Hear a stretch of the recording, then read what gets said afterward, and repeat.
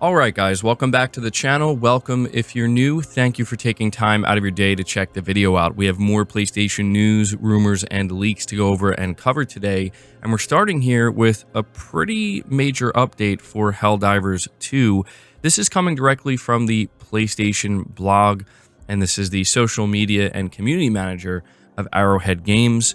They say, Helldivers, get your super destroyers in a surprise turn of events that even our top researchers couldn't predict. The Illuminate have finally revealed their intentions, emerging from the Meridian Singularity and setting a course for Super Earth. It's now more important than ever that we band together and stop the salvo from destroying our liberty.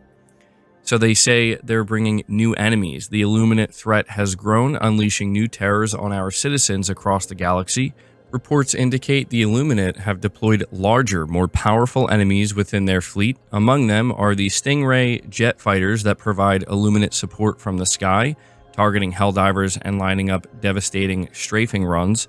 Another new foe is the Crescent Overseer, which has the ability to lay barrages on Helldivers in cover. But perhaps most terrifying are the reports of a failed Illuminate experiment called the Flesh Mob, a Frankenstein's monster of voteless parts turned into a brute battlefield force that the Helldivers must work hard to destroy. There have been sightings of other, even larger ships, though details remain unclear on their abilities, but we can't underestimate the squids, divers, and that's why we're assembling our best and brightest to push them back into oblivion where they belong. We have to gather all of our resources to face this incursion, and fortunately, Super Earth's R&D department has unlocked some powerful tools for our Helldivers in the hopes that they will be able to crush the onslaught of Illuminate invaders. So this is, I would say, the major update that they're bringing here, the ability to customize your loadout. Helldivers are being given access to a robust new weapon customization feature for the bulk of our primary weapon offerings. Most primary weapons now have levels that are achievable by completing missions, which then in turn unlock new attachments obtainable through requisition. In addition to attachments, players can also unlock patterns for their weapons, whether it's tweaking sights for precision, changing color patterns, adjusting magazines for ammo capacity, muzzles to optimize weapon performance characteristics, or adjusting underbarrel attachments for the handling you want. You're in command of how your weaponry performs on the battlefield. This level of individual attunement is sure to make your favorite primary best in its class. We have unlocked and deployed a stash of patterns for the FRV themed on our Viper Commandos, Freedom's Flame, Chemical Agents, and Truth Enforcers War Bonds. These will help your squad stand out to aid in battlefield coordination and collaboration. This backlog of patterns will unlock for Helldivers on May 15th with the launch of the Masters of Ceremony Warbond. Now finally here they say expanded surplus. The Superstore is also getting an emergency expansion to boost your arsenal for the fight. No more waiting for items to come back into rotation. Now the items you want are always available, ready to stock your ship and armor in your Helldivers with items you might have missed the first time around. So yeah, overall, a pretty massive update for Helldivers 2 once again. I'm actually really curious for those of you who did play it, but maybe fell off of it. Is this enough to bring you back? Or have you just, been playing it this whole time? I do think the weapon customization is a pretty big deal. I could see that definitely being something that brings people back in. But yeah, there we go. Arrowhead and Sony continuing to support Helldivers 2. We're going to move on to the next topic. We're talking about Marvel 1943 Rise of Hydra. This is Amy Hennig's next big game, and it was announced. Unfortunately, it is being delayed out of 2025 into 2026. Their official update says we have an important update. Marvel 1943 Rise of Hydra will now be launching in early 2026. Taking this additional time will allow us to add more polish and make sure we give you the best possible experience and one that lives up to our vision. We have some exciting things in store and look forward to sharing more soon. The Marvel 1943 team. So yeah, this is unfortunate because I think that this was a game a lot of people were looking forward to playing this year. But, it is Amy Hennig and people have I would say, pretty high expectation for this game. For those who don't know, she worked on, like the first 3 Uncharted games. And so, yeah, early 2026. I'll be sure to keep you guys updated if we hear anything else. Next up, we're talking about Death Stranding 2 on the beach. The first thing is just the confirmation, and for those who may have missed it, that this game will offer a quality mode and a 60 FPS performance mode.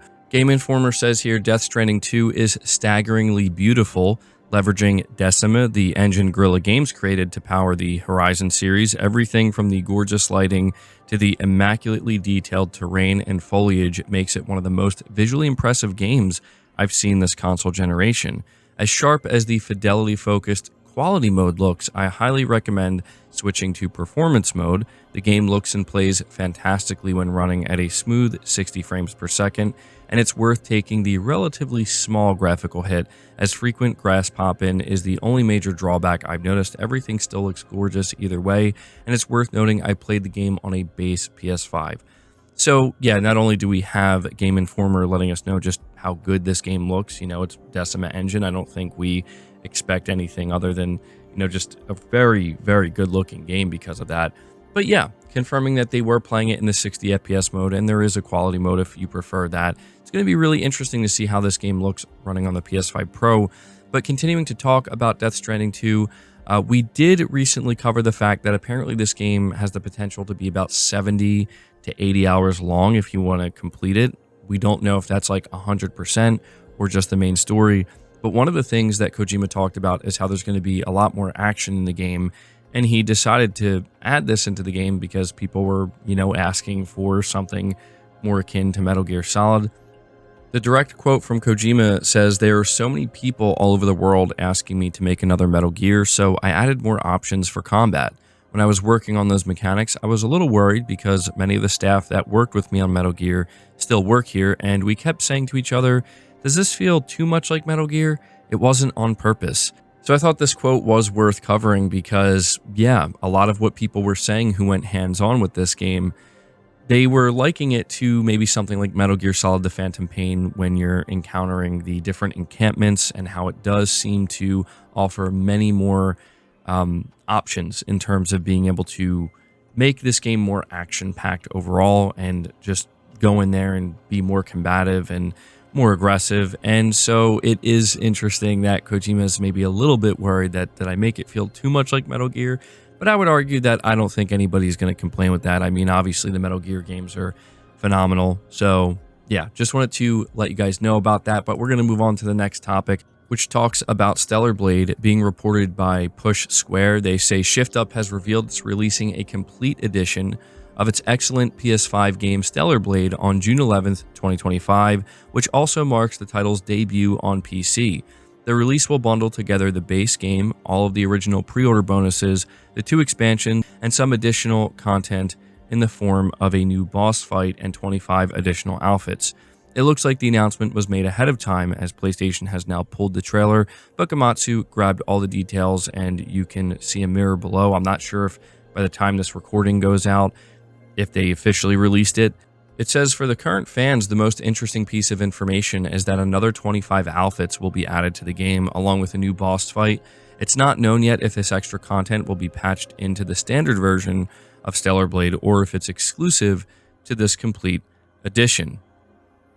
So yeah, I thought that this was worth noting here because it does seem like there is a decent amount of new content that's being added with this complete edition. And obviously this is going to be a pretty big release, on PC. I think a lot of people have been anticipating this game. We know that this is one of the bigger PS5 titles that launched last year. So it's good to see the developers continuing to support it, add more content.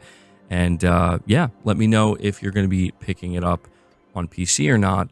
But the final topic I want to go over here is a new rumor regarding a GTA 4 port and possibly even a Max Payne 3 port.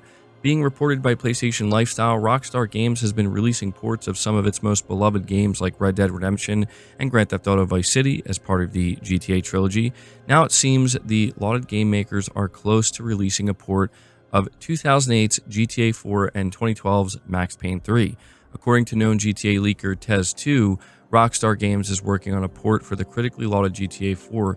They state that a port might release later this year. Additionally, they say the company is working on a port of Max Payne 3 to release alongside the remakes of Max Payne 1 and 2.